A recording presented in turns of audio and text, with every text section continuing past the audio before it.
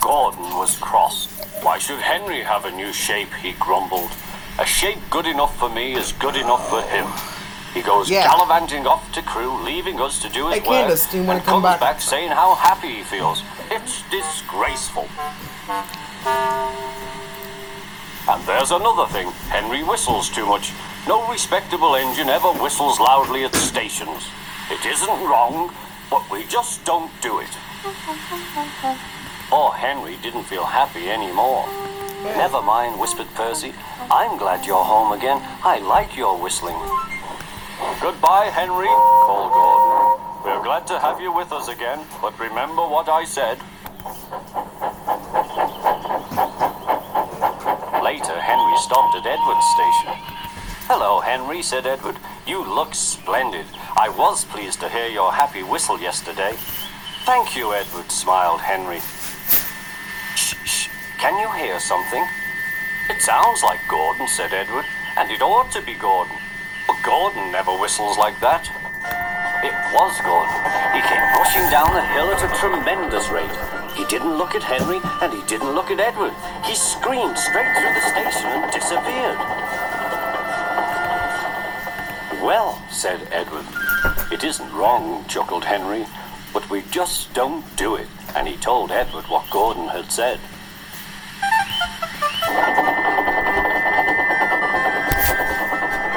Meanwhile, Gordon screeched along the line. The noise was awful.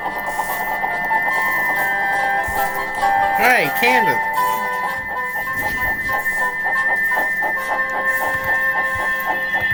At the station, everyone held their ears. The Fat Controller held his ears too. Take him away, he bellowed, and stop that noise! Gordon puffed sadly away, but he wouldn't stop whistling until two fitters climbed up and knocked his whistle valve in place. That night, Gordon slunk into the shed. He was glad it was empty. It isn't wrong, murmured Henry to no one in particular, but we just don't do it. No one mentioned whistles. Next morning, Henry was enjoying himself enormously. I feel so well, he sang. Trickety-trot, trickety-trot, hummed his coaches. Then he saw some boys on a bridge. Peep, peep, hello, he whistled. Oh, he called. The boys didn't wave and take his number. They thought it fun to drop stones on him instead. They've broken our glass, sobbed the coaches.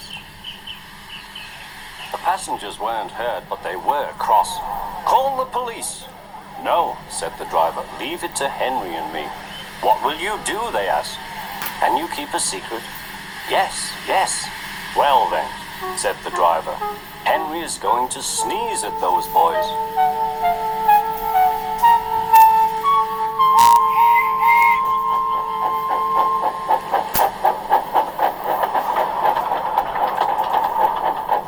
Lots of people were waiting at the station just before the bridge.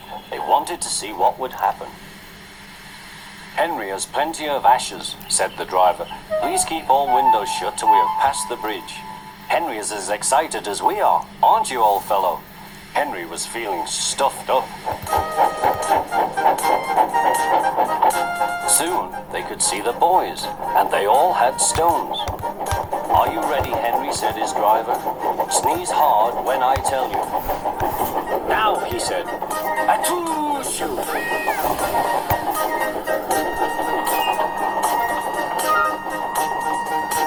Well done, Henry, laughed his driver. Henry went home very pleased with himself. He had taught Gordon and silly boys a lesson with a whistle and a sneeze.